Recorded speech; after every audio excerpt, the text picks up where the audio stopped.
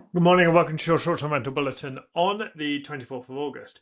So, the Highland Council in Scotland says a control area will not affect existing short-term lets. Its own report says something more precise than that, and the difference is worth, I think, an hour of your time this week if this market is in your area.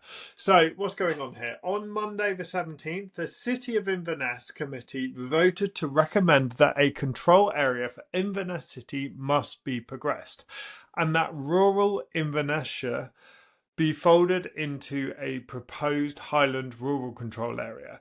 It goes to the Economy and Infrastructure Committee next, and then to the Scottish ministers, whose approval is required before any designation exists. The consultation numbers come from a report CIA 3526 on the city. 202 responses, 62% in favour, 34 against. Amongst residents and businesses, 84% in favour, amongst operators, 86% against.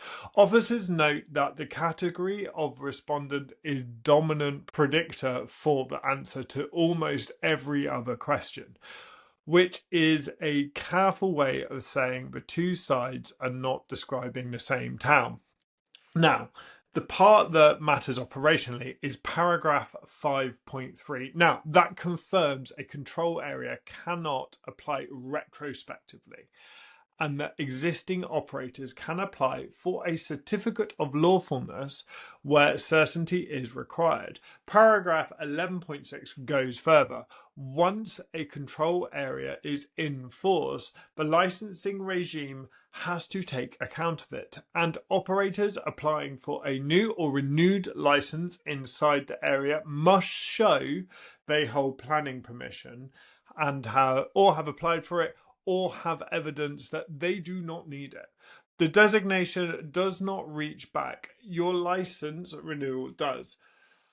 The Highlands have also opened a short let development inquiry with no application fee. The planning service will tell you whether you need a material change. So 89 operators used it during the consultation and they're still open.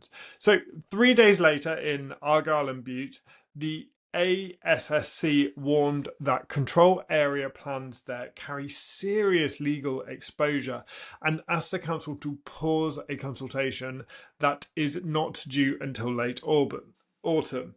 So nobody is asking you to prove your planning status yet, but that is the cheapest moment to establish it.